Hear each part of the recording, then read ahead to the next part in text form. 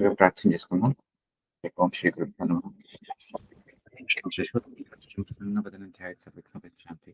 శ్రీరామ రామ రామే రమే రామే మనోరమే సహస్రనామ తత్తుల్యం రామనామ వరాననే వామి భూమిసుతా పురశ్చాన్మాన్ పశ్చాత్సమితరసుధ శత్రుఘ్నో భరతశ్చ పార్శ్వదలయో వాయువ్యాధి కోణేశ్చ సుగ్రీవశ్చ విభీషణశ్చ వరాట్ తారాసుతో జాంబవాన్ మధ్యే నీల సరోజ కోమల రుచిం రామం భజే శ్యామలం శ్రీరామం భజే శ్యామలం. శ్రీరామో రామచంద్రస్య రామచీవలోచన శ్రీమాన్ రాజేంద్రో రఘుపుంగవః కూజంతం రామ రామేతి మధురం మధురాక్షరం ఆరుష్య కవితాశాఖాం వందే వాల్మీకి కోకిలం గోష్పదీకృత వారాసిం మశకీకృత రాక్షసం రామాయణ మహామాలా రత్నం వందే అనిలాత్మజం. మనం క్రితంసారి లాస్ట్ వారం కలవలేకపోయాము, ఎందుకంటే మీరు ఎవరు లేరు. సరే, నేను మురళి మాత్రమే ఉన్నాము. అందుకని మనం క్రితం వారం ఏం చెప్పుకోలేకపోయాము. అంతకు మునుపు వారం మనం ఒక సర్గ మధ్యలో ఆగున్నాము. ఆ సర్గ ఏంటి అంటే జగదుత్పత్తి వర్ణనం. అంటే అసలు ఈ జగత్తు అనేది, దీని యొక్క ఉత్పత్తి ఎలా ప్రారంభమైంది, ఏ ఏ విషయాలు జరిగాయి, మనకి ఇప్పుడు పంచభూతాలతో ఏర్పడినటువంటి ఈ బ్రహ్మాండంలో మొదట ఏ భూతం అంటే ఫస్ట్ ఎలిమెంట్ ఏంటి, తర్వాత ఏమొచ్చింది, వీటన్నింటికీ కారణం ఏమిటి, ఇలా మనం మాట్లాడుకుంటున్నాం. క్రితంసారి మనం ఒక 2 భూతాల గురించి మాట్లాడుకున్నాం, ఆకాశము వాయువు అని. అంటే అలానే స్పేస్ అంటే ఆకాశం అంటే ఒక శూన్యం అని, లేకపోతే గనక ఒక విశాలమైనది పెద్దది అని, విశాలమైనది అని, లేకపోతే పెద్దది అని, లేదంటే గనక ఒక ఖాళీ జాగా, సో దట్ మిగిలిన మూలకాలు రావటానికి ఆస్కారమైనటువంటిది అని కూడా. అలానే ఆకాశము అనే అర్థంకి మనం విడమర్చుకుంటే కాశము అంటే ప్రకాశవంతమైనది అని అర్థం. కాశము అంటే ప్రకాశము అంటాం కదా, చాలా చాలా బ్రైట్నెస్ తో కూడినటువంటిది. అందుకనే కాశీ అనే పట్టణానికి కూడా పేరు రావడానికి కారణం ఏంటంటే చాలా వెలిగిపోతూ ఉండేది అనేటువంటిది ఆ కాశీ అనేటువంటి పేరుకి అర్థం. అలానే ప్రకాశము అంటే చాలా గొప్పగా వెలిగిపోయేది, చాలా గొప్పదైనటువంటి వెలుతురు, చాలా గొప్పగా వెలిగిపోయేటువంటి వెలిగిపోతూ ఉండేటువంటిది అని. అలానే ఆకాశము అంటే ఈ వెలుతురుకి అంతటికీ కూడా మూలకమైనది. వెలుతురు అంటే ఏమిటి? మనం వెలుతురుని చూడగలమా? వెలుతురులో ఉన్న విషయాన్ని చూడగలం, కానీ యాక్చువల్ గా వెలుతురుని చూడగలమా? చూడలేం. వాయువుని చూడలేం, కానీ తేజస్సుని చూడగలం. ఆ తేజస్సు తర్వాత ఉన్నటువంటి నీటిని చూడగలం, ఆ నీటి నుంచి వచ్చినటువంటి భూమిని చూడగలం. కానీ మొదటగా ఉన్నటువంటి ఈ 2 మూలకాలు, ఈ ఒకదాన్ని కనీసం మనం ఒకదాన్ని అయితే అనుభవించగలం, వాయువుని అనుభవించగలం. ఒకటి మనం ముట్టుకోగలం, ఒకటి మనమేమో స్పర్శ చూపుతో కూడా, అంటే స్పర్శ చూపు అంటే కొన్ని జ్ఞానేంద్రియాలతో వాటిని అనుభవించగలం, కొన్నిటిని అసలు అనుభవించలేము కదా. అయితే కర్మేంద్రియాలు, జ్ఞానేంద్రియాలు. ఎందుకంటే ఇప్పుడు మనకి వాయువుకి సంబంధించినటువంటి తన్మాత్రం ఏమిటి అంటే, వాయువు యొక్క గుణం, వాయువు ద్వారా ప్రసరించేటువంటి విషయం ఏంటి అంటే స్పర్శ. మరి ఆకాశానికి సంబంధించినటువంటిది శబ్దం కదా. ఇలా మనకి 5 జ్ఞానేంద్రియాలు, 5 భూతాలు, తర్వాత 5 తన్మాత్రలు. అంటే ఈ 5ంటికి ఒకదానికొకటి సంబంధం ఉన్నది. ఒకదాని నుంచి ఒకటి వచ్చింది అంటే దాని యొక్క గుణం ఒకటైంది. ఆ గుణాన్ని నువ్వు ఎలా అనుభవించగలవు అనేది మనకి చెప్తాను తన్మాత్రం, దాని యొక్క గుణం. ఇప్పుడు ఆకాశానికి శబ్దం, వాయువుకి స్పర్శ, తేజస్సుకి అదేంటి, మనం తేజస్సుని గురించి ఏం చెప్తామంటే మనకి శబ్ద స్పర్శ రూప రస గంధం. రూపం, రైట్. రసం అంటే జిహ్వ, అది భూమికి సంబంధించినటువంటిది. అలానే హ్మ్. గంధం. రైట్? హ్మ్. సో, ఇలా ఈ 5 తన్మాత్రలతో కూడినటువంటి 5 ఆహ్, పంచభూతాలతో ఏర్పడినటువంటి ఈ 5 గుణాలతో కలిసినటువంటి సృష్టి ఎలా ఏర్పడింది? మొట్టమొదటగా ఎలా ఏర్పడింది? రాములు వారు అడిగిన ప్రశ్న అది. అసలు ఈ సృష్టి ఎలా ఏర్పడింది అని. మనం క్రితంసారి ఆకాశము, వాయువు గురించి చెప్పుకున్నాం. అయితే హ్మ్. ఈ సృష్టి వర్ణనం మనకి భాగవతంలో కూడా వస్తుంది. 2వ స్కందంలో ఉన్నటువంటి ఈ సృష్టి క్రమ వర్ణనం. అసలు సృష్టి ఎలా జరిగింది? ఈ సృష్టి నుంచి మిగిలిన ఉత్పత్తులేమిటి? అసలు విరాట్ పురుషుడెవరు? భాగవతంలో విరాట్ పురుషుడని వస్తుంది. మహత్తత్వం అని వస్తుంది. ఈ మహత్తత్వం అంటే ఏమిటి? విరాట్ పురుషుడేంటి? మరి మనకి యోగ వాసిష్టంలో వశిష్ఠ మహర్షి ద్వారా చెప్పబడుతున్నటువంటి ఈ జగదుత్పత్తికి, దీనికి మనం ఎలా అనుసంధానం చేసుకోవాలి? హ్మ్. ఎందుకంటే మనకి భాగవతం ఏంటంటే చాలా ఒక ఆహ్, గుర్రానికి గంతలు కట్టేసి మనం పరిగెట్టమంటే గుర్రానికి కనిపించేటువంటి మార్గంలోనే అది వెళ్తుంది. దాని చూపు ఉన్నంత మటికే. ఎందుకంటే గంతలు కనిపించేటప్పుడు దాని యొక్క దృష్టిని రిస్ట్రిక్ట్ చేసేస్తాయి కదా! నిరోధించేస్తాయి గుర్రానికి. సో, ఆ బ్లింకర్స్ తీసేస్తేనే కానీ గుర్రం అన్ని వైపులా చూడగలేదు కదా! అది తీసేసిన తర్వాత మాత్రమే చూడగలదు. అయితే మనకి భాగవతం ఎలా ఉంటుంది అంటే గుడ్డెద్దు చెల్లబడ్డట్టుగా ఉంటుంది. ఫ్రాంక్‌గా చెప్తే. ఎందుకంటే భాగవతం మనల్ని కేవలం భాగవతమే చదువుకుంటే ఒక రకమైన మూఢత్వం వెళ్ళిపోతుంది. నాకనిపించింది. ఎందుకంటే అది ఆ మూఢత్వంలోకి వెళ్ళిపోయి, ఆ మూఢత్వమే అసలైనది అనేటువంటి ఒక గాఢతలోకెళ్ళిపోతాం మనం. ఆ గాఢత ఎక్కువైతే మూర్ఖత్వం అయిపోతుంది. హ్మ్. భాగవతం. సో, భాగవతం మనకి చదవాలి అంటే పైగా భాగవతం ఏంటంటే చాలా సంకేత భాష. హ్మ్. అది ఆ సంకేతం ఏమిటి అనంటే దానిని మనం సరిగ్గా అర్థం చేసుకోలేకపోతే ఇప్పుడు ఆహ్, మనకి ఆహ్, భాగవతంలో చాలా చాలా కథలు ఒక ఆహ్, ఒక ఫార్మాట్‌లో ఉంటాయి. భగవంతుడి యొక్క గుణగణాలు వర్ణిస్తారు గానీ, అది కూడా భక్తుడి యొక్క పర్స్పెక్టివ్ నుంచి ఉంటుంది. ప్రహ్లాద చరితం ఉంటుంది. ప్రహ్లాద చరితంలో హిరణ్యకశిపుడు ఉంటాడు, హిరణ్యాక్షుడు ఉంటాడు, తర్వాత నరసింహస్వామి ఉంటారు, తర్వాత ఇదుంటారు, ప్రహ్లాదుడుంటారు కదా! నరసింహస్వామి మనకిప్పుడు నరసింహస్వామి గారి చరిత్ర చూసుకున్నాం అనుకోండి, ప్రహ్లాద చరిత్రలో హిరణ్యకశిపుడు, హిరణ్యాక్షుడు ఉంటారు. సరే హిరణ్యాక్షుడి యొక్క కథ చాలా తక్కువే మనకి. ఎందుకంటే వరాహావతారంతో అయిపోతుంది. అది కూడా ఎక్కువ సేపు ఉండదు. తరువాత హిరణ్యకశిపుడు ప్రహ్లాదుడిని ఎలా హింసిస్తాడు అది ఇది అనే నవల్లోనే చూస్తాం కానీ మనం, మన యొక్క దృక్కోణం మాత్రం కేవలం ఆ ప్రహ్లాదుడి యొక్క ఆహ్, పర్స్పెక్టివ్‌లో మాత్రమే రిస్ట్రిక్ట్ అయిపోతుంది. అసలు మనకి భాగవతం చదువుతుంటే హిరణ్యకశిపుడు ఎంత గొప్పగా మాట్లాడతాడు. అసలు కొన్ని కొన్ని సార్లు మనకి చాలా ఆశ్చర్యం వేస్తుంది.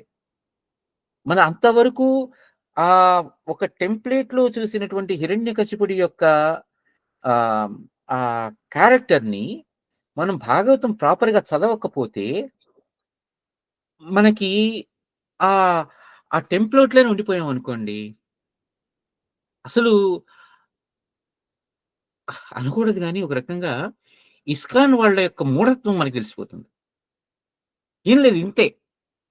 అటు ఇటు చూద్దాము, దాన్ని ప్రశ్నిద్దాము అనేటువంటి ఒక ఆలోచన ఉండదు. కేవలం అంతే. అదే ఇప్పుడు మనం గనక మీరు భాగవతంలో ఈ హిరణ్యకశిపుడి యొక్క కొన్ని మాటలుంటాయండి.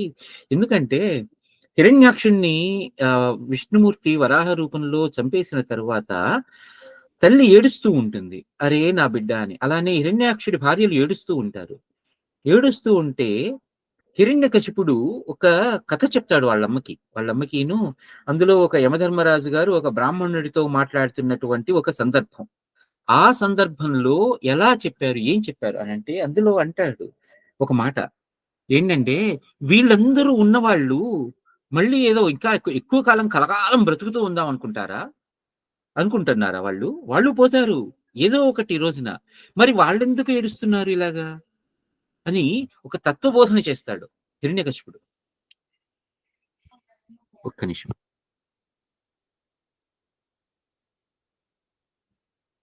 సో, ఆ తత్వబోధన చేస్తాడు. ఆ తత్వం ఎంత గొప్పగా ఉంటుందంటే, ఇది కదా మనం నేర్చుకోవాల్సింది ఈ కథ నుంచి అనిపిస్తుంది.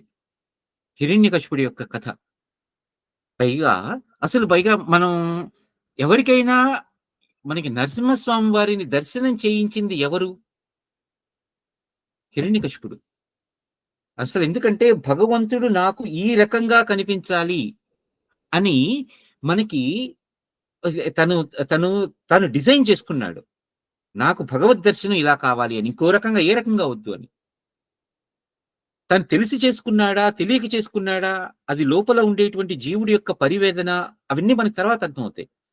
కానీ ఎప్పుడైతే బ్రహ్మగారిని తను హిరణ్యకశిపుడు అడుగుతాడో, వరాలు అడుగుతాడో, నాకు పగలు గాని, రాత్రి గాని, బయట గాని, లోపల గాని, జీవం ఉండి గాని, జీవం లేనిది గాని, మనిషి గాని, నరుడు గాని, ఇలా కొన్ని పారామీటర్స్ సెట్ చేస్తాడు. పారామీటర్స్ సెట్ చేసి నాకు ఈ పారామీటర్స్‌లో వస్తే చావు వద్దు. మనకేమని చెప్తారు? హిరణ్యకశిపుడికి తెలీదా? తనకి చావు ఎలా ఎలా చావు వస్తుంది అని. తెలుసు. ఎందుకంటే అంతకు మునుపే హిరణ్యాక్షుడి వధలో హిరణ్యకశిపుడు తన తల్లితో అన్న మాటలతో తెలుస్తుంది.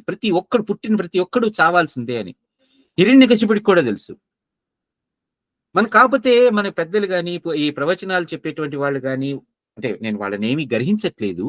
కానీ వాళ్ళు ఈ దృష్టిలో ఆలోచించమని చెప్పరు మనల్ని. దానికి తెలుసు. నాకు చావు డెఫినిట్‌గా వస్తుంది. అయితే ఆ చావు ఎలా రావాలి అని అనుకున్నప్పుడు తను కొన్ని పారామీటర్స్ సెట్ చేస్తాడు ఆ పారామీటర్స్. ఈ రకంగా అయితేనే నాకు కావాలి. సో, ఇప్పుడు భగవంతుడి యొక్క రూపాన్ని తను ఇది చేస్తాడు. డిజైన్ చేసుకున్నాడు ఒక రకంగా. పైగా పగలు గాని, రాత్రి గాని అంటే కదే పగలు గాదు, రాత్రి గాదు సమయం కాదు. సంధ్యా సమయంలో. బయట గాదు, లోపల గాదు గడప మీద. జీవం ఉండి గాని, జీవం లేనివి గాని. సో, వేళ్ళు. వేళ్ళు గోళ్ళు. నరుడు గాని, మృగం గాని. అది ఇది గాని నరహరి రూపం. పైగా మనకి వ్యాస భాగవతంలో ఇంకొక రకంగా గూడా ఉంటుంది. ఏంటంటే ఈయన ఆహ్, ఈయన కేవలం ఇదే చెప్తారు. కానీ మరి విష్ణుమూర్తి ఆహ్, నరసింహంలాగా ఎందుకు రావాలి? నర వ్యాఘ్రం లాగానో, లేకపోతే నర ఇంకో రూపంలోనో. హరి అంటే కోతి కూడా గదా! మరి అలా రావచ్చుగా. హరి అంటే సింహం కదా! హరి అంటే సింహం అనే ఒక అర్థం ఉంది. హరి అంటే కోతి అనే ఒక అర్థం ఉంది. హరి అంటే సరే విష్ణుమూర్తి అని ఉంది. హరి అంటే హరించేవాడు అని గూడా ఉంది. సో, ఇన్ని అర్థాలతో ఆయన ఆ సింహం రూపం తీసుకొని, పైగా మనకి పోతన గారి భాగవతంలో ఇంకొక చోట ఉంటుంది. ఏమని? ఇంతగా ఆహ్, ఆహ్, ఏంటి ఆహ్, ఈ సింహం రూపంలోనే ఎందుకొచ్చాడు అనేదంటే, మనకి ఒకానొక సందర్భంలో హిరణ్యకశిపుల వారంటారు. అడవిలో ఉంటే సింహాన్నైనా ఎదిరిస్తాను నేను అని. సో, అప్పుడు దీనికిను ఆ నరసింహాకృతికి లింక్ పడుతుంది. అక్కడ మనం ఆలోచించుకోవచ్చు. నేను ఇదంతా ఎందుకని అంటున్నానంటే, మన యొక్క దృష్టికోణం విస్తృతం కాకపోతే, భాగవతం చాలా గాఢమైనటువంటి మూఢత్వంతోలోకెళ్ళిపోతాం మనం. సో, ఈ ఈ దృష్టికోణాన్ని మనం అలవరుచుకోలేకపోతే మనకి యోగ వాసిష్టము అర్థం కాదు. భాగవతంలో చెప్పినటువంటి ఈ సృష్టి వర్ణనం కూడా అర్థం కాదు. విరాట్ పురుషుడంటారు. విరాట్ పురుషుడంటే ఎవరసలు? పురుషుడు అంటే ఆ మాటకి అర్థం ఏంటి? పైగా వాడు విరాట్ ఎందుకయ్యాడు? మహత్తత్వం అంటే ఏమిటి? ఇలా మనల్ని మనం ప్రశ్నించుకోలేకపోతే దానికి సంబంధించినటువంటి ఆహ్, ఆహ్, అర్థం సరైన అర్థం మనకి రాదు. అందుకోసమని నేను ఈ భాగవతంలో చెప్పినటువంటి ఈ సృష్టి వర్ణనానికి, యోగ వాసిష్టంలో ఉన్నటువంటి ఈ జగదుత్పత్తి వర్ణనానికి కూడా కొంచెం అనుసంధానిద్దాం అనేటువంటి ఒక ఆలోచన కలిగింది నాకు. ఆ ఆలోచనతో సరే ఇవాళ ఈ 2 కలిపి చెప్తే ఎలా ఉంటుంది అని ఒక ఇదొచ్చింది. సో, అందుకని ఆహ్, మనం దానికెళ్తున్నాం. మీకేమైనా అభ్యంతరం ఉందా? లేదంటే గనక మనం కేవలం యోగ వాసిష్టానికే స్టిక్ అవుదాం. భాగవతం వద్దు అంటారు. ఎందుకంటే భాగవతం అనేది ఒక్కొక్కళ్ళకి ఒక్కొక్క రకంగా చాలా మందికి భాగవతం అంటే ఒక పూర్తి భక్తి గ్రంథం. దాన్నెవరైనా నిరసిస్తేనో, గర్హిస్తేనో ఎందుకంటే దాన్ని సరిగ్గా అర్థం చేసుకోలేకపోతేనో మనకి అదే కొన్ని అభిప్రాయ భేదాలొస్తాయి. అందుకని నేను ముందరకు వెళ్ళబోయే ముందర నేను ఒకసారి మీ యొక్క ఆలోచనలు గూడా విని వెళ్దాం అనుకుంటున్నాను. నాకైతే ఎటువంటి అభ్యంతరం లేదండి. అలా విశ్లేషించి చెప్పడం వల్ల నాకు ఇంకా ఇష్టమే. ప్లస్ ఇంకోటేంటంటే ఒక విధంగా అది చదివి దాని గురించి ఒక విధమైన అభిప్రాయం ఉండి దాన్ని అంటే దాని మీద ఖచ్చితమైన అభిప్రాయం అంటూ నాకైతే ఏం లేదు. నేనెప్పుడు ఎవరి దృక్కోణంలో అయినా వినడమే మంచిది అని అనుకుంటాను. ఎందుకంటే మనకి తెలియంది అక్కడ ఇంకొక దృక్కోణం చూడడం మంచిదే కదా! సో, నా దృష్టిలో నాకిష్టపడతాను అలాంటిది. నాకేం అభ్యంతరం లేదు. ఓకే. ధన్యవాదాలండి. మోహిని గారు మీకు? సేమ్ అండి నాకు కూడా. సో, అంటే యాక్చువల్‌గా ఇలా కనెక్టింగ్ డాట్స్ మనం యోగ వాసిష్టము ఇవి 2 కలిపి 2 కలిపి అనుసంధానం చేసుకుంటూ అందులో ఇలా ఉంది, ఇందులో అలా ఉంది అని మనం విశ్లేషించుకుంటే దానికన్నా అద్భుతమైన ఇది ఇంకొకటి ఉండదు జ్ఞానం. ఆల్సో ఇందాక మీరు చెప్పిన దృష్టికోణం అయితే నాకసలు ఎంత నచ్చిందంటే, నరసింహస్వామిని అంటే ఆయన దేవుణ్ణి ఎలా చూడాలి అనుకున్నారు అని చెప్పటం మీరు. నేనింత మటుకు ఎవరు ఏ ప్రవచనకర్త చెప్పగా వినలేదు. సో, మేబీ అలాంటి పాయింట్స్ ఇంకా చాలా చాలా మాకు మీరు మీ ద్వారా మాకు అది తెలుస్తాయేమో మనకి అని. ఏంటంటేనండి ఈ మనం ఒక వీళ్ళు ఉంటారు కదా! ఇస్కాన్ వాళ్ళు, లేకపోతే మన ఇప్పుడు ప్రవచనకర్తలుంటారు. అంటే వాళ్ళని నిరసించటట్లేదు నేను. ఎందుకంటే వాళ్ళు కూడా ఇంత విశ్లేషించి చెప్పగలరు. కాకపోతే ఏంటంటే ఆ సమయంలో అక్కడున్న ఆడియన్స్‌కి ఏం కావాలి? ఎందుకంటే ఇప్పుడు మన దేశంలో ఆహ్, జ్ఞానం కన్నా కూడా ముందర ఈ మన యొక్క ఆచారాల, వ్యవహారాల పట్ల, మన యొక్క మత సాంప్రదాయాల పట్ల, మన యొక్క భగవత్ తత్వం పట్ల ఆహ్, విముఖత చూపుతూ నిరసిస్తూ వెళ్ళిపోయే వాళ్ళు ఎక్కువైపోయారు. ముందర ఏంటంటే ఒక ఎద్దుని ఆహ్, అదిలించాలి అంటే దానికి చెర్నాకోలతో కొట్టాలి. కదా! కొట్టి దానిని అప్పుడు సరైనటువంటి మార్గంలోకి పెట్టాలి. అంతవరకు కూడా ఏంటంటే దానికి ఆ చెన్నాకోల దెబ్బ పడితే గాని అది మాట వినదు. సో, నేననుకునేదేంటంటే ఈ ప్రవచనకర్తలు ఆ చెన్నాకోల దెబ్బలిస్తుంటారు మనసు మీద. ఇది భగవంతుడు ఇలా ఉండాలి, అలా ఉండాలి, ఈ సంప్రదాయం ఈ రకంగానే ఉండాలి అనేటువంటి ఒక ముందర గాఢత నింపుతారు. అంటే ఆ గాఢం మూఢత్వాన్ని పెడతారు. ఎందుకంటే మనకి ఒక రకంగా యోగ వాసిష్టంలో చెప్పేదేంటంటే అవిద్య కూడా అవసరమే అంటారు. విద్య కన్నా ముందర అవిద్య అవసరం. ఎందుకంటే ఏది తెలుసుకోనక్కరలేదో అది ముందర తెలుసుకుంటే, ఏది తెలుసుకోవాలో అది తర్వాత తెలుసుకోవచ్చు. ఎందుకంటే ఇప్పుడు వెళ్తున్నారు ఎవరైనా ఒకళ్ళు వెళ్తున్నారండి. వాడికి గంగా నదికి, మురికి నీటి కాలువకి తేడా తెలీదు. ఓకే. అయితే వాడు గంగలోకి డైరెక్ట్‌గా వెళ్ళిపోయాడనుకోండి. గంగా నది యొక్క విలువ వాళ్ళకి అర్థం కాదు. అలా కాకుండా ఒరే మురికి కూపం చూడు, ఆ మురికి కూపంలో ఉన్నటువంటి ఆ మురికి, దానిలో ఉండేటువంటి కలుషాలు, రైట్, కల్మషాలు ఇవన్నీ చూడు. ఆ తర్వాత ఈ గంగా నది యొక్క పవిత్రత తెలుసుకుంటే నువ్వు ఇంకా గంగా నదిని ఇంకా అభినందించగలవు అని చెప్పాలి అంటే ముందర మురికి కూపం గురించి చెప్పాలి కదా. ఆ మురికి కూపం గురించి మన వాళ్ళు ఇదిగో అది మురికి అని చెప్పడానికి ముందర ఒక చెన్నాకోలు దెబ్బ వేస్తారు. అది తెలుసుకున్న తర్వాత అందులోకి దిగి ఆ కంపు భరించలేకపోతే అప్పుడు వాళ్ళు గంగా నదిలోకి వచ్చినప్పుడు వాళ్ళు ఆ గంగా నది యొక్క పవిత్రతని, దాని యొక్క పరిశుద్ధతని అర్థం చేసుకుని దాన్ని ఇంకా అప్రిషియేట్ చేస్తారు. అదంటే ఎలివేట్ అవుతుంది అక్కడ ఇంకా అదే ఎంత దాన్ని పవిత్రమైన రక్షించుకోవడానికి కూడా ప్రయత్నిస్తారు. అది అందుకని మనకి ఏంటంటే పెద్దవాళ్ళు చెప్పేది అవిద్య కూడా అవసరం. కరెక్ట్. ఏదైతే తెలుసుకోనక్కరలేదో అది తెలుసుకో ఫస్ట్. ఏదైతే తెలుసుకోవాల్సి ఉందో డెఫినెట్ గా తెలుసుకుని తీరాలో అది తర్వాత తెలుసుకో. ముందర ఇది తెలుసుకో. ఇది అవసరం లేనిది నీకు. అందుకనే మన పెద్దవాళ్ళు మాట్లాడితే ముందర ఈ అరిషడ్ వర్గాల గురించి మాట్లాడతారు. వాటి నుంచి దూరంగా రా, కామక్రోధ మోహ లోభ మద వాత్సర్యాలని ఈ అరిషడ్ వర్గాల గురించి చెప్తారు. ఎందుకంటే ఈ చెడ్డ గుణాలని, ఇవి చెడ్డ గుణాలు అని తెలుసుకుంటే అసలైన సుగుణాలు ఏమిటి అనేది మనకు తెలుసుకోవచ్చు.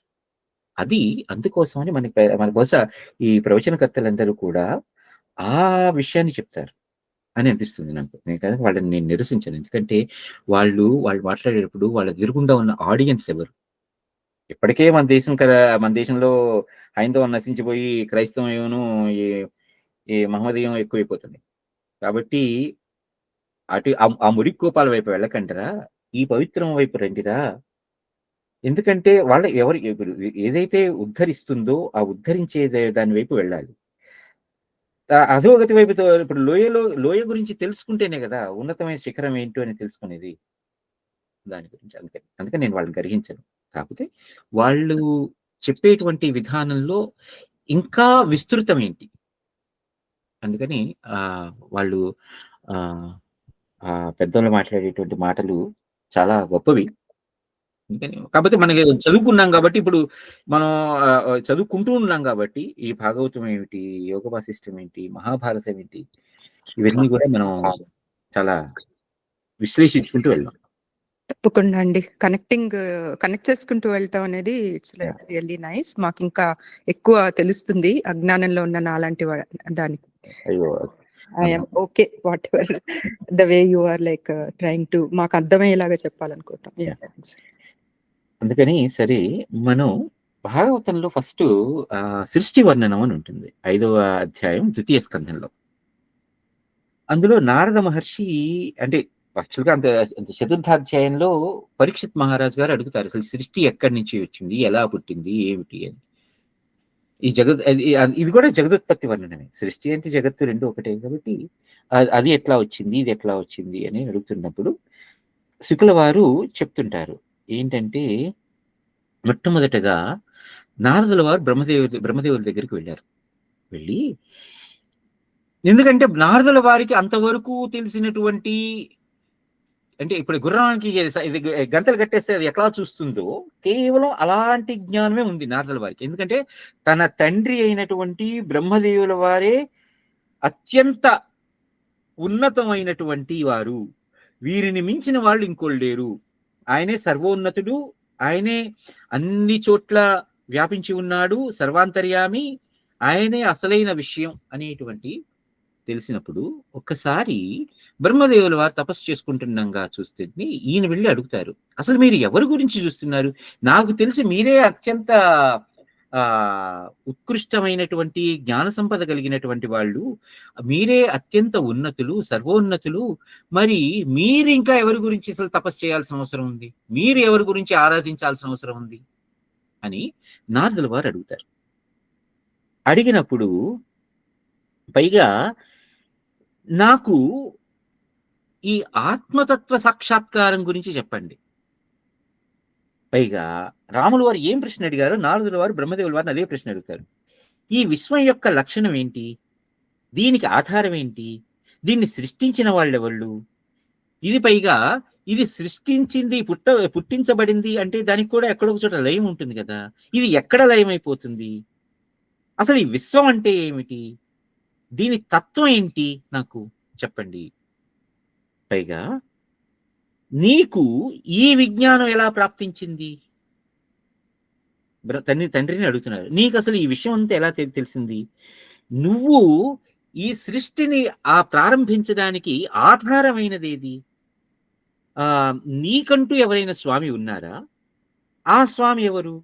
ఆయన స్వరూపం ఏంటి? నువ్వొక్కడివే నీ మాయ ద్వారా ఈ పంచభూతాత్మకమైనటువంటి ఈ సృష్టిని చేస్తున్నావు అని నాకు అనిపిస్తుంది. కానీ అలా జరగట్లేదేమో, మళ్ళీ అదొక అనుమానం. ఇది మరి ఈ నీవు నీ శక్తితోనే, నీ శక్తిని ఆధారంగా చేసుకునే ఈ సృష్టినంతా చేస్తున్నావు అని అనిపిస్తోంది. కానీ అంత నాకు అలా ఇంకొక రకమైన సందేహం కలుగుతుంది. ఏంటి దానికి మూలం? పైగా ఈ జగత్తులో అనేకానేకమైనటువంటి రూపగుణాలతో కూడినటువంటి వస్తువులున్నాయి.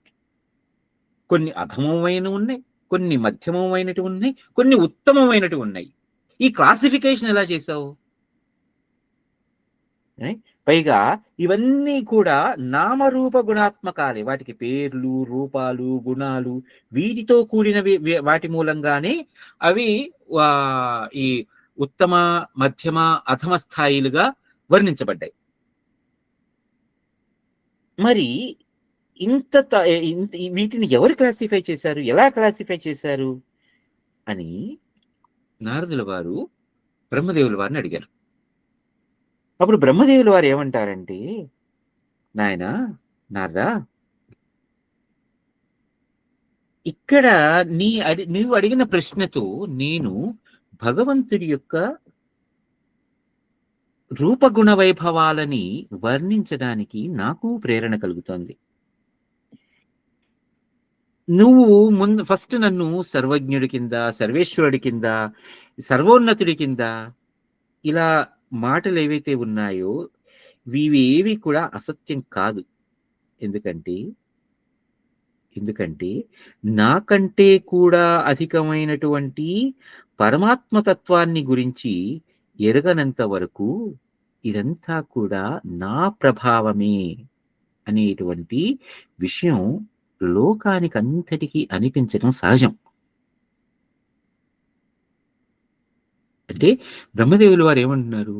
నేనే సర్వోన్నతుడిని, నేనే సర్వ శ్రేష్టను, నేనే సర్వజ్ఞుణ్ణి, నేనే అన్ని విషయాలకి మూలమైన వాణ్ణి అనేటువంటి విషయం నువ్వేదైతే అంటున్నావో అది అసత్యం కాదు. ఎందుకంటే నీ దృష్టిలో అది సత్యం. ఎందుకంటే నువ్వు అంతకు మునుపు ఎప్పుడూ చూడలా నన్ను మించి ఉన్నటువంటి వాడు ఎవడైనా ఉన్నాడా అనే విషయాన్ని నువ్వు ఎప్పుడు చూడలా. ఇప్పుడు నాకన్నా వేరే వాడు ఉన్నాడు అనే విషయాన్ని నేను చెప్తే నీకు అది అసత్యం అనిపించవచ్చు, కానీ అది కూడా అసత్యం కాదు, అది సత్యమే. ఎందుకంటే అది తెలియనంత మటుకు నువ్వు సత్యం అనుకున్నావు, తెలిసిన తర్వాత అది అసత్యం అయిపోయింది కదా. సో ఇలా ఈ సర్వ సృష్టికి కూడా ఆ పరమశక్తి స్వరూపమైనటువంటి పరమాత్మ యొక్క శక్తి కారణం. ఈ సర్వ సృష్టికి కూడా పరమాత్మ అయినటువంటి ఆ పరమాత్మ యొక్క శక్తే కారణం. నారదా, ఈ సూర్యుడు అంటే నీకు కనిపించేవన్నీ కూడా సూర్యుడు, అగ్ని, చంద్రుడు, నక్షత్రాలు, గ్రహాలు, లేకపోతే ఈ ఉల్కలు, ఇవన్నీ కూడా ఆయన యొక్క తేజస్సు నుండి, ఎవరు స్వయం ప్రకాశకుమానుడైనటువంటి ఆ భగవంతుడి యొక్క తేజస్సు నుంచి ఉద్భవించాయి. పైగా ఆ తేజస్సులోకే ఇవి లయమైపోతున్నాయి. నేను కూడా ఆ పరమేశ్వరుని యొక్క తేజస్సు నుంచే ఉద్భవించాను, నేను కూడా ఆయనలోనే లయమైపోతాను. ఆయన యొక్క ఆ మాయని, ఆ మాయతో మోహితులు అయిపోవటం మూలంగానే, ఆ మాయామోహితులు అవ్వటం మూలంగానే, అంటే నేను తప్పితే ఇంకోటి లేదు అనేటువంటి ఈ మాయతో ఉన్నటువంటి అంటే పూర్తి జ్ఞానం పడేయకుండా ఉన్నటువంటి వాళ్ళ మూలంగానే ఈ లోకులందరూ కూడా నన్ను మాత్రమే జగద్గురువుగా, సర్వజ్ఞుడిగా, సర్వోన్నతుడిగా భావిస్తున్నారు. కానీ ఈ నన్ను కూడా సృష్టించిన వాడు,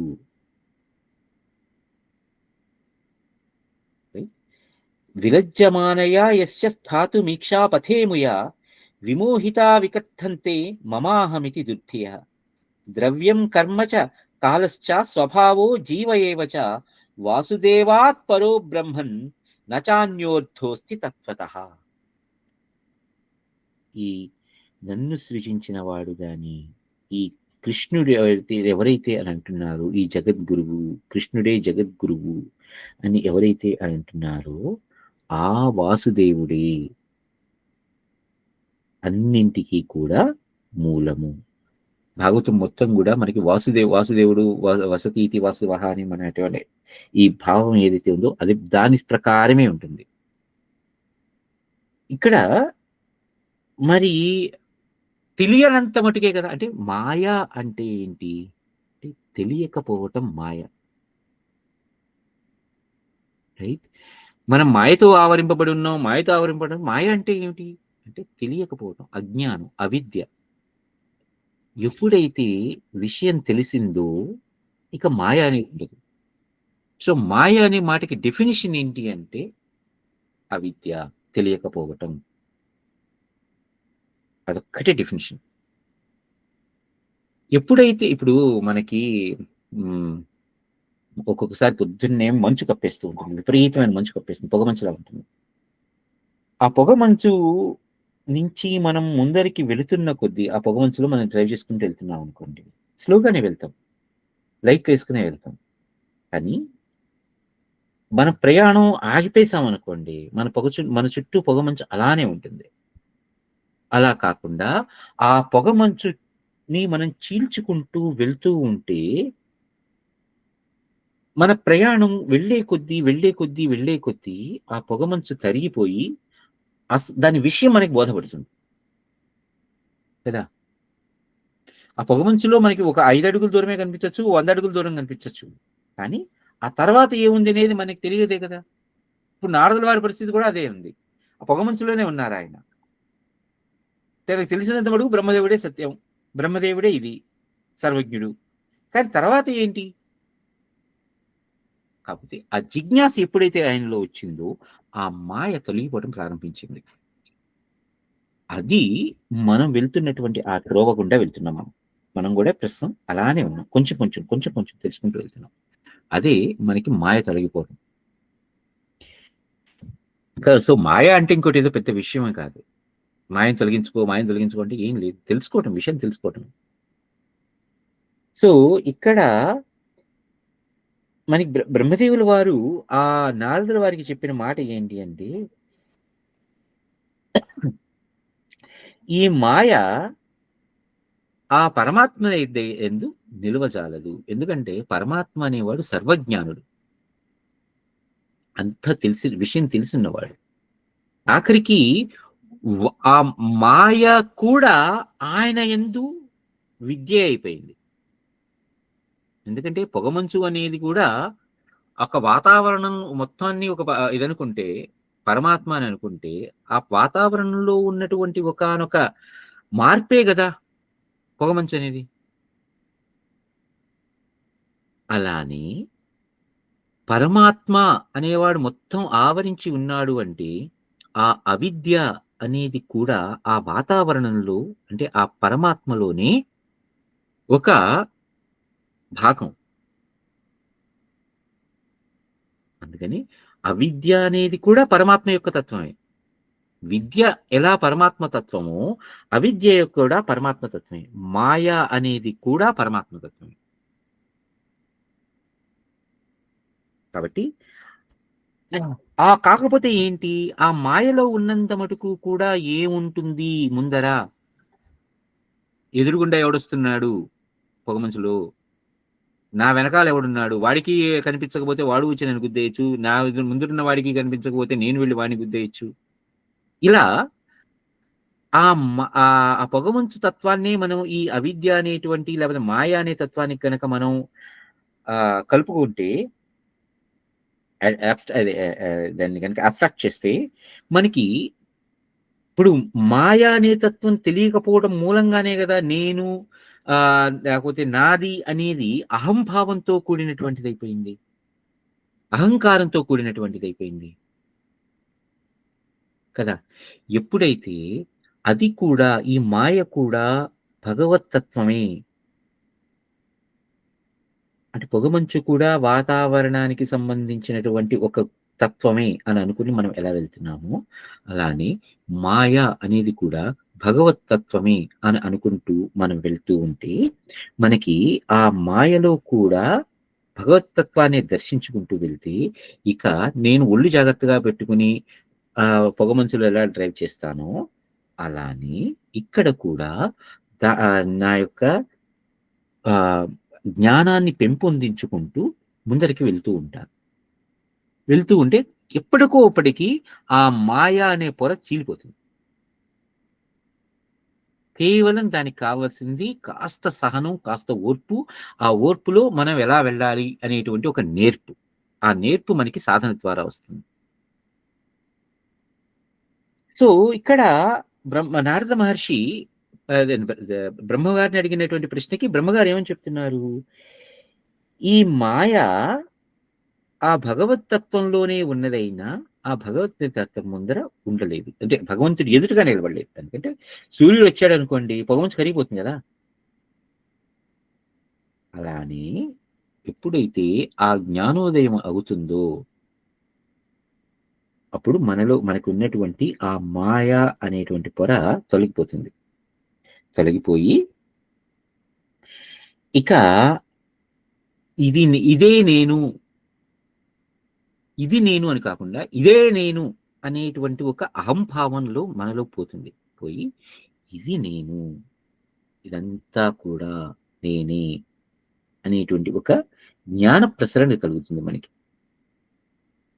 సో ఇప్పుడు ఇక్కడ అంటున్నారు నారదా, ఈ పంచమహాభూతాలు, ఈ కర్మలు, ఈ కాలము, ఈ స్వభావాలు, ఈ ప్రాణులు, ఇవన్నీ కూడా వాస్తవంగా భగవత్తత్వం కంటే, భగవంతుని కంటే అభిన్నం కాదు.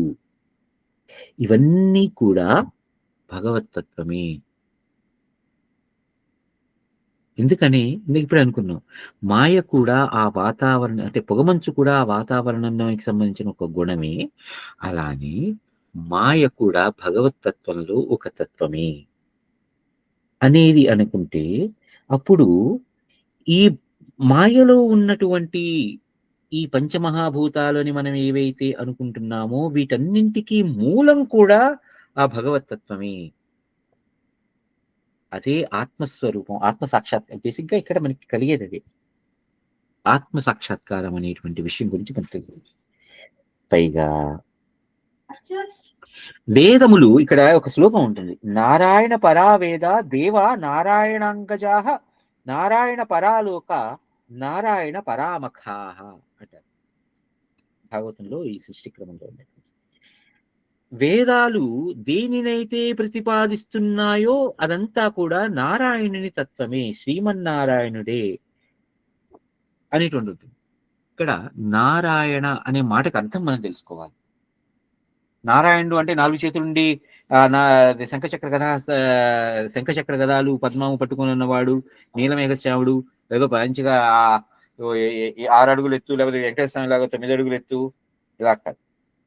నారాయణుడు అనే మాట, నారము అంటే సంస్కృతంలో మనకు ఒక అర్థం ఉంటుంది. నారము అంటే నీరు అని, అలానే నారము అంటే జ్ఞానము అని కూడా అర్థం. ఈ జ్ఞానానికంతటికీ కూడా అధిపతి కాబట్టి ఆయన నారాయణుడు.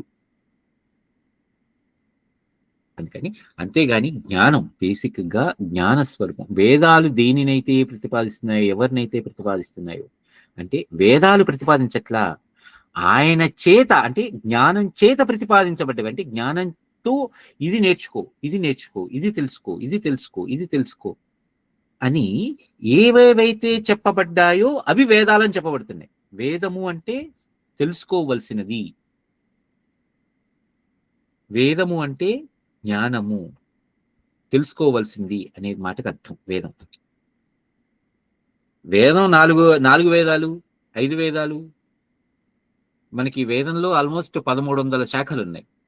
ప్రస్తుతానికి 11 శాఖలు, 12 శాఖలు మాత్రమే మనకి, అంటే 4 ప్రస్తుతం ఉన్నటువంటి 4 వేదాల ద్వారా మనకు ఉన్నటువంటి అయితే కనుక ఇవే ఉన్నాయి. 11 శాఖలు, 12 శాఖలు ఉన్నాయి. కానీ సాధారణంగా అంటే మిగిలిన విజ్ఞానం ప్రస్తుతం మనకి అందుబాటులో లేదు. అందుబాటులో లేకపోవడం కారణం ఏంటంటే మనం పోగొట్టుకున్నాం. అంటే మన పెద్దలు కానీ వాళ్ళ ద్వారా కానీ ఎవరైతే ద్వారా ఏదైనా కాలక్రమేణా ఆ 1300 శాఖలో 1373 యాక్చువల్గా ఎగ్జాక్ట్ చెప్పాలంటే అన్ని శాఖలు తగ్గిపోయి ప్రస్తుతానికి 11, 12 మిగిలినాయి. కాలక్రమేణా ఇవి కూడా నశించిపోతాయి. కాబట్టి మనం ఏం కంగారు పడక్కర్లా. మళ్ళీ ఇది సృష్టి క్రమం వచ్చేటప్పటికి మరలా ఇవన్నీ ఉత్పత్తి అవుతాయి. ఎందుకంటే మరలా ఇదేంటి కల్పాంతాలు అయ్యి మళ్ళీ కల్పనలు. ఎందుకంటే మనకి ఒక చోట చెప్తారు, మనకి ఈ ప్రస్తుతం ఉన్నటువంటి సప్తర్షులు ఈ కల్పాంతానికి వారి యొక్క క్రమం పోతే వచ్చే కల్పాంతానికి మరొక సప్తర్షి మండలం తయారవుతుంది. ఆ సప్తర్షుల్లో మళ్ళీ ప్రస్తుతం ఇక్కడ ఉన్నటువంటి పరశురాముల వారు, కృపాచార్యుల వారు, అశ్వత్థామ గారు, ఆంజనేయ స్వామి వారు, ఇలా వీళ్ళందరూ కూడా అదేంటి విభీషణుల వారు, ప్రస్తుతం ఉన్నటువంటి సప్త చిరంజీవులు అంటాం కదా, ఈ సప్త చిరంజీవులుగా మళ్ళీ మనకి ఈ జ్ఞానం అభివృద్ధి చెందుతుంది. ఎందుకంటే మళ్ళీ నెక్స్ట్ వచ్చే సావరణి మనువు అంటారు. భాగవతంలో ఈ మన్వంతర యొక్క క్రమం కూడా మనకు వర్ణించబడుతుంది. ప్రస్తుతం మనం ఉన్నటువంటిది 14 మన్వంతరాలు ఒక కల్పం అనుకుంటే ప్రస్తుతం మనం ఉన్నటువంటిది 7వ మన్వంతరం. తర్వాత 8వ మన్వంతరం ఏంటి, 9వ మన్వంతరం ఏంటి, 10వ మన్వంతరం ఏంటి, ఆ 10వ మన్వంతరంలో ఎవరెవరు సప్తర్షులు అవుతారు, ఇదంతా కూడా మనకి భాగవతంలో ఉంటుంది.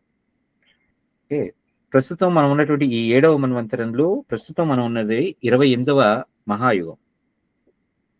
ఓకే, ఈ 28వ మహాయుగానికి సంబంధించినటువంటి కలియుగంలో మనం ఉన్నాం.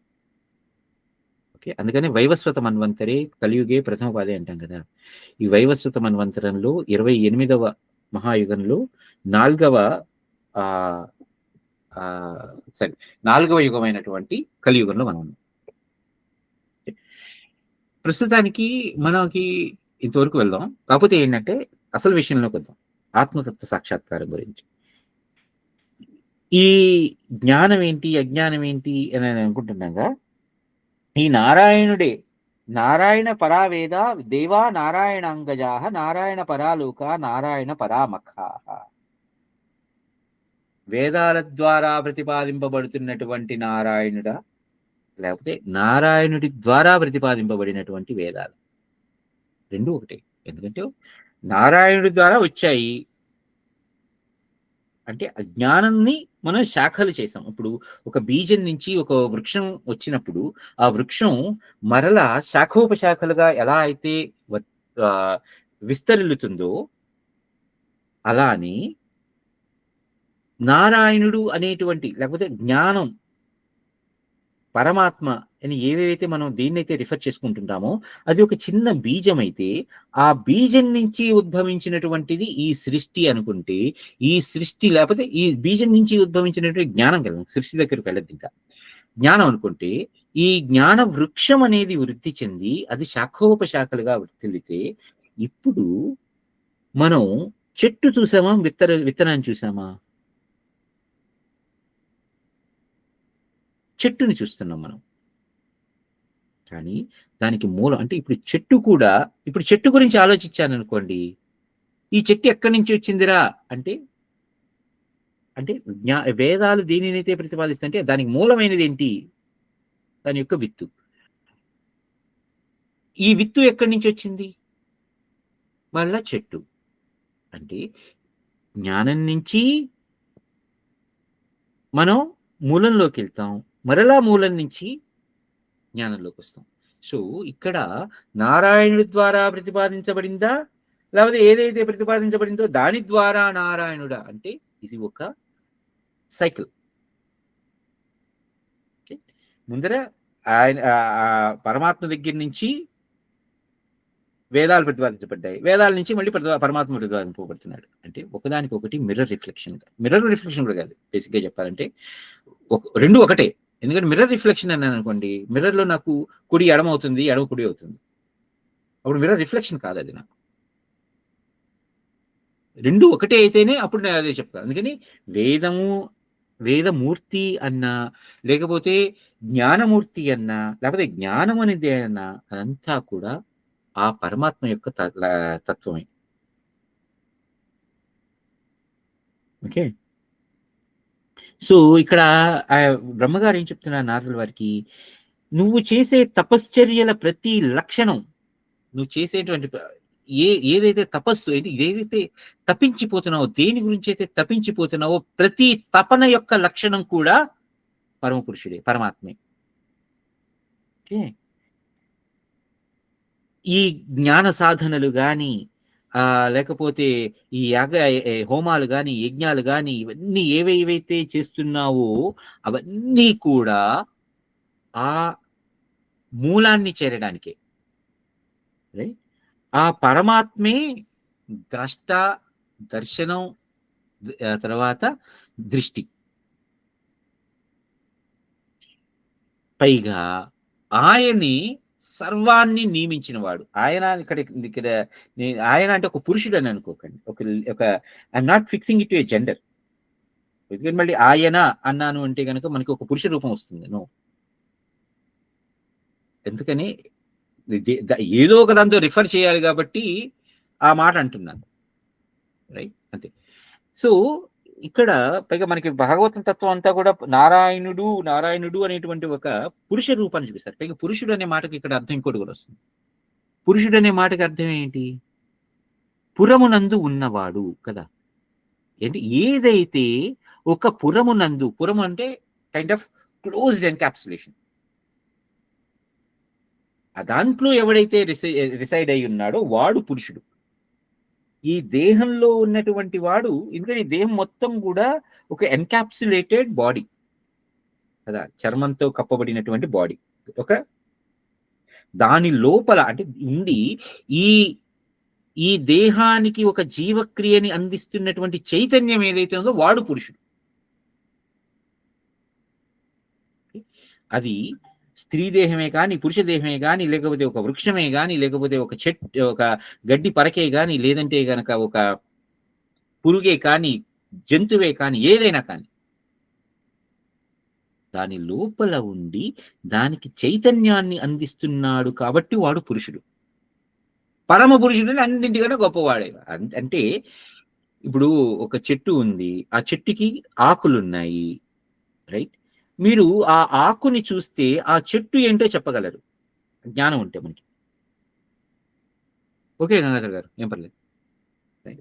ఆ చెట్టు ఉంది, ఆ చెట్టుకి సంబంధించిన ఆకుని చూస్తే ఆ చెట్టు యొక్క కొన్నిసార్లు ఆ చెట్టుకు ఉన్నటువంటి వేళ్లని చూసాం అనుకోండి. ఇప్పుడు వట్టివేరు ఉంటుంది, ఆ వట్టివేరు యొక్క వాసన మనం కనుక పీలిస్తే ఇది చెట్టు గుణాన్ని చెప్పచ్చు. అది ఇదిరా, ఒక గడ్డి మొక్క లాంటిదిరా, ఇది ఇలా ఉంటుంది, దానికి ఈ సుగుణం ఉంటుంది, దానికి ఈ సుగంధం ఉంటుంది అని చెప్తాం మనం. ఆకును చూసినా చెప్పేయచ్చు. ఒక్కొక్కసారి చెట్టు బెరడు ఉంటుంది, ఇప్పుడు దాల్చిన చెక్క ఉంటుంది, చెట్టు బెరడు కదా, అది ఆ బెరడు చూసి ఇది దాల్చిన చెక్క సంబంధించినటువంటి చెట్టు అని చెప్పచ్చు. అంటే నేను చెప్పదలుచుకున్నానంటే ఇక్కడ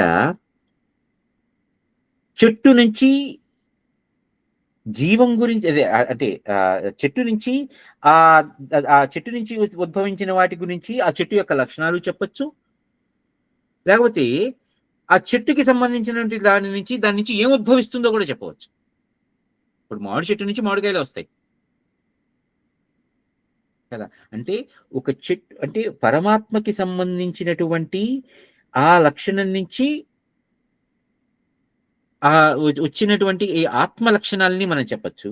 అలానే ఈ ఆత్మ యొక్క లక్షణాలని అవగతం చేసుకుంటే పరమాత్మ యొక్క లక్షణాలని కూడా చెప్పచ్చు. అంటే పరమమైనది గొప్పదైనటువంటి ఒక చెట్టుని చూసాలంటే ఇప్పుడు చెట్టు నుంచి ఒక ఆకు చూశాను కాబట్టి అంటే చెట్టు గొప్పదా ఆకు గొప్పదా? రెండు ఒకటి. ఆ చెట్టు నుంచి ఆకు లేదు, చెట్టు లేకపోతే ఆకు లేదు, ఆకు లేకపోతే చెట్టు ఉండదు కదా. అలాగే కాబట్టి మనం చూసే విస్తృతిలో ఏంటి, మన యొక్క దృష్టి పరిధిలో ఏంటి, చెట్టు పెద్దదిగా కనిపిస్తుంది, ఆకు చిన్నదిగా కనిపిస్తుంది. అందుకని చెట్టుని పరమాత్మ అని, పరమాత్మే అన్నిటికన్నా, వీడు జీవాత్మ ఆకు జీవాత్మ అనుకున్నాం అనుకోండి. రెండు ఒకటే, కానీ లక్షణాలు రెండు ఒకటే. ఆకు లేకపోతే చెట్టు లేదు, చెట్టు లేకపోతే ఆకు లేదు.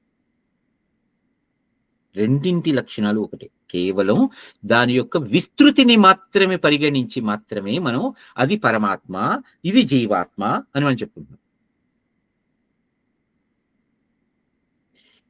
ఓకే. సో ఇప్పుడు ఏమంటారు, ఈ పరమాత్మ త్రిగుణాతీతుడు, అనంతుడు, లోకాలన్నింటికి సృష్టి స్థితి లయాలు, ఈ సృష్టి స్థితి లయాల కోసం ఆయన అదేంటి త్రిగుణాలతో కూడినటువంటి రూపాన్ని తీసుకున్నాడు, రైట్. సత్వరజస్తమో గుణాలు అని వీటిని స్వీకరించాడు. పైగా ఈ మూడు గుణాలని ఆశ్రయించియే ఈ శరీరము, జ్ఞానేంద్రియాలు, కర్మేంద్రియాలు, ఇవన్నీ, పైగా వాటి యొక్క కార్యకలాపాలు, పైగా ఈ కార్యకారణ కర్తృత్వాలు, దృష్టి దర్శన ద్రష్ట అనేటువంటి విభజనలు, ఇవన్నీ కూడా అలానే జరిగినాయి. కానీ అసలు విషయం అలా లేదు, అన్నీ కూడా ఒక్కటే. మన యోగ వాసిష్టంలో కూడా అదే చెప్తారు. దృష్టి దర్శన దృష్టి ద్రష్ట దర్శనం అనే మూడు లేవురా. ఎందుకు లేవంటే ఎందుకు లేవు.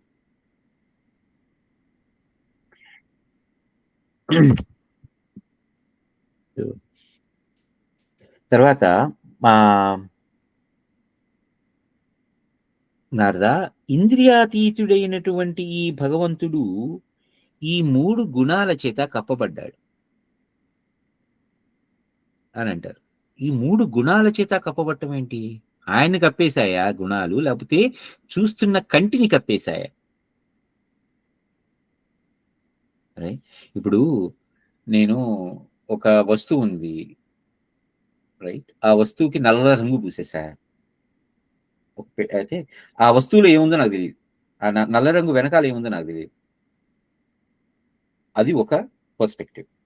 ఇప్పుడు నేను చూస్తున్నా, నా కంటికి కనిపించకుండా ఒక నల్లటి కళ్ళద్దాలు పెట్టేసుకున్నా. ఇప్పుడు నా ముందర యాక్చువల్గా వస్తువు, అసలైన వస్తువు ఉన్నా కూడా నేను చూడగలనా? నాకు తెలుస్తుంది అదేంటో, రైట్. అంటే మూడు గుణాలు ఆయన్ని కమ్మేశాయా, లేకపోతే ఆ మూడు గుణాలు నా కంటికి కప్పేస్తున్నాయా?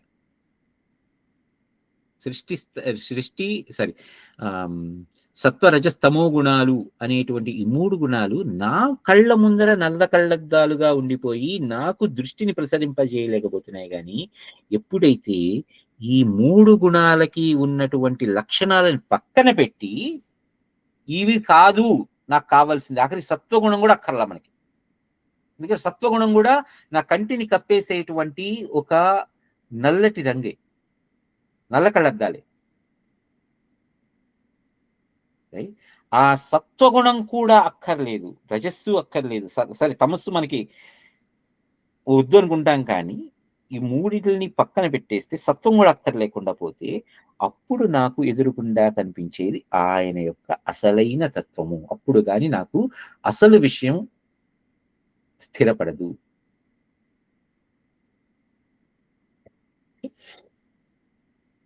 ఎందుకంటే మనకి ఈ సర్వగుణాతీతుడు, వీటన్నిటికీ అనే మాటకు అర్థం ఏంటి? సర్వగుణాలు కూడా అంటే ఈ మూడు గుణాల ద్వారానే వాటి యొక్క పాళ్ళు ఒకదాంట్లో ఒకటి కలిసి ఒకటి ఇప్పుడు 100 ఒక్కొక్కటి 100% అనుకున్నాను. 100% సత్వగుణం అనుకున్నాను, 100% రజస్ అనుకున్నాను, 100% తమస్సు అనుకున్నాను. రైట్? అప్పుడు ఒక లక్షణం వచ్చింది. అంటే 3 లక్షణాలు వచ్చినాయి. ఇప్పుడు 1% సత్వగుణంలో 99% రజస్ కలిసింది, సత్వ 5 లేదు. అంటే అప్పుడు ఒక లక్షణం వచ్చింది. అంటే ఇలా పర్ముటేషన్స్ కాంబినేషన్స్ తో ఈ 3 గుణాల యొక్క పర్ముటేషన్స్ కాంబినేషన్స్ తో నాకు సర్వ గుణాలు ఉన్నాయి, సర్వ లక్షణాలు, సర్వ అవలక్షణాలు కూడా ఉన్నాయి ఈ మూడింటితోనే. ఎప్పుడైతే ఈ మూడింటిని దాటి, అంటే నాకు గుర్రానికి కట్టేసినటువంటి ఆ కళ్ళ గంతల్ని తీసేసి నేను చూడగలిగితే అప్పుడు నాకు అసలు విషయం తెలుస్తుంది కదా. ఈ 3 లక్షణాలని తీసేసేయండి. ఈ 3 లక్షణాలు కూడా మన కళ్ళకి కట్టేసినటువంటి గంతలు. అది ఎలా తీయాలి? అరే సత్వగుణంగా ఉండవద్దంటే ఎట్లాగా? మనం ఒకసారి చెప్పుకున్నటువంటి ఎగ్జాంపుల్ ప్రకారం ఆ దీపం, చీకటి ప్రదేశంలో ఉండేటువంటి దీపం, ఆ దీపం 100 అడుగులే 5 అడుగులే ఇస్తుంది. తర్వాత అక్కడి నుంచి కాగడాకి వెళ్ళాను, కాగడా నుంచి నాకు ఒక పెద్ద పెద్ద 1000 క్యాండిల్ బల్బు కనిపించింది. అక్కడి నుంచి దాటి వెళ్ళాను. వెళ్తున్న దారిలో క్రమక్రమంగా నేను నాకు అవసరం లేని వాటిని వదిలేసుకుంటూ వెళ్తున్నాను. అలాగే సత్వగుణం మనకి ప్రధానంగా పట్టుకున్నా కూడా కాలక్రమేణా అది వెళ్తున్న కొద్దీ మనకి ఆ సత్వగుణం కూడా అప్రధానమైపోతుంది. అప్రధానమైపోయి అక్కడ నాకు మళ్ళీ ఆ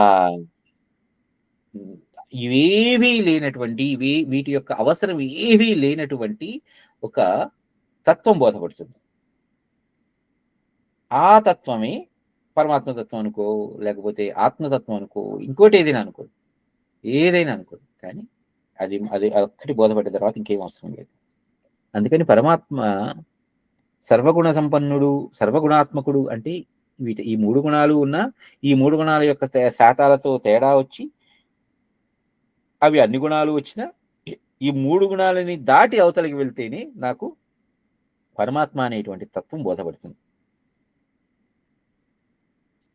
పైగా ఇక్కడ అహంకారం అనే గాని, ఈ అహంకారం కూడా మనకి 3 రకాలు అంటారు. ఒకటి సాత్వికాహంకారం, ఒకటి రాజసాహంకారం, ఒకటి తామసాహంకారం. అంటే ఇప్పుడు అహంకారం అనేటువంటి అహంకారాల్లో తేడాలు ఏంటి? ఒకటి తామసాహంకారం అనుకోండి, నేనే అనేటువంటి అర్థం వస్తుంది. ఇప్పుడు అదే రాజసం అనుకోండి, నేను కూడా. ఆ కూడాలో అంటే వేరే వాటిని కలుపుతున్నా నేను. సాత్వికం ఏమిటి? నేను అంటే నాతో పాటుగా నేను ఎదురుగుండా నాకు కనిపిస్తున్న ప్రతీది కూడా నేను. అంతకు మునుపులో తామసాహంకారంలో ఉన్నటువంటి నేనే అనే భావనలో మిగిలిన వాటన్నింటికి, అంటే అక్కడ నాకు డివిజన్ వచ్చింది. మిగిలిన వాటన్నింటికన్నా కూడా నేను అధికుణ్ణి, అంటే మిగిలిన వాటికి అన్నా, అంటే అక్కడ కంపారిజన్ వచ్చింది, ఆ డివిజన్ వచ్చింది. రైట్? అక్కడ అహంభావం అంటాం మనం. అది తామసాహంకారం. రాజసాహంకారం అంటే ఏంటి? నేను కూడా. అంటే అక్కడ డివిజన్ ఉంది, కానీ ఆ డివిజన్ లో తనని తాను కలుపుకుంటున్నాడు. తాను కలుపుకొని కూడా తను విడిగానే భావిస్తున్నాడు. ఇప్పుడు సాత్వికాహంకారం అంటే నేను, అంటే ఉన్న వాటన్నింటితోనూ తనని తాను ఐడెంటిఫై చేసుకుంటున్నాడు, అన్నిట్లోనూ తానే ఉన్నాడు. ఎప్పుడైతే ఈ 3 అహంకారాలు కూడా పోయి నిర్గుణ అహంకారం వస్తుందో, అది ఆత్మతత్వం. ఆ నిర్గుణ అహంకారానికి వచ్చేదానికే మనకి తురీయ అవస్థ అంటారు.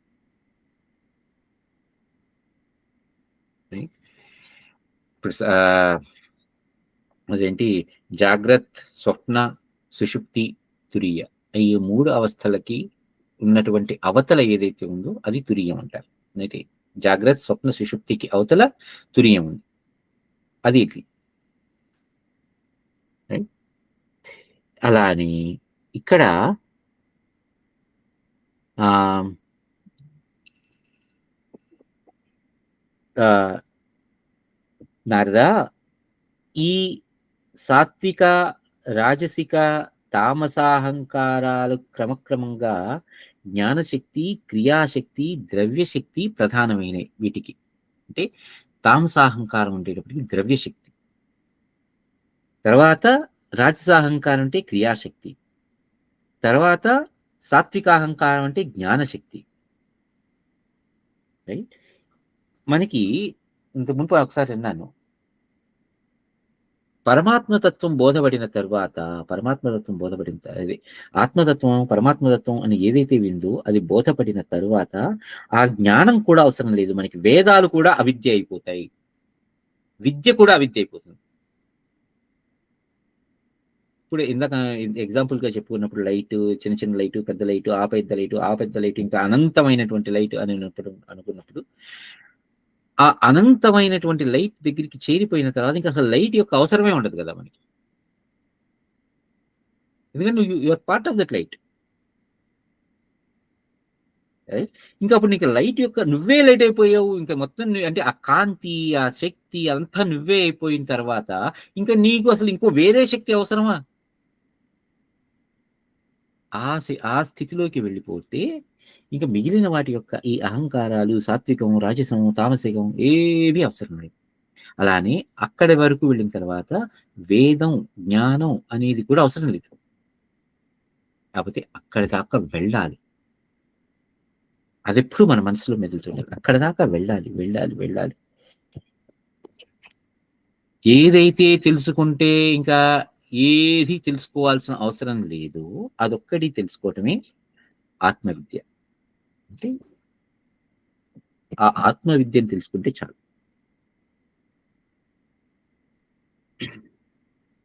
మొట్టమొదటగా ఈ పంచమహాభూతాలకి కారణ రూపమైనటువంటి తామసాహంకారం నుంచి ఆకాశం ఉత్పత్తి అయింది. అంటే తామసాహంకారం నుంచి వికారం ఒక ఏర్పడి, అంటే ఒక ఆలోచన మొదలైంది. అప్పటి వరకు ఏకంగా ఉన్నటువంటి ఒకే ఒక విషయ వస్తువు ఏదైతే ఉందో దానిలో నుంచి మొట్టమొదట ఒక వికార భావన ఏర్పడింది. ఏమిటది? నేను అనేటువంటి భావన ఏర్పడింది. ఎందుకంటే ఎప్పుడైతే ఆ నేను అనే భావన కూడా పోతుంది, అనే నిర్గుణాత్మకం అయిపోతాము అన్నప్పుడు అక్కడ నేను అనే భావన కూడా ఉండదు కదా. కానీ ఆ భావన ముందర నాలో ఏర్పడిన తర్వాత ఏర్పడింది ఏంటి? మొట్టమొదటగా ఆ ఆకాశం అనేటువంటి ఒక భావన ఏర్పడింది. ఆకాశం అంటే బాగా ప్రకాశించిపోవటం, ఎంత మేరకు ప్రకాశిస్తున్నాను అనేటువంటి ఒక ఆలోచన రావటం, ఆ మేర అనే ఆలోచన రాగానే ఒక స్పేస్ క్రియేట్ అవటం. మేర అంటే ఒక ఎల్లా, ఒక హద్దు అని కదా, ఒక వైశాల్యం, ఒక ఏరియా, ఒక స్పేస్ అనేటువంటి భావన. ఆ అహంకారం మొట్టమొదటగా తామసాహంకారంతో ప్రారంభమైంది. అంటే ఇక్కడ నుంచి మనకి మాయ పుట్టుక జరిగింది. 11 అయింది, ఆగుదాము. 11:10 నెక్స్ట్ వారం కొనసాగిద్దాం.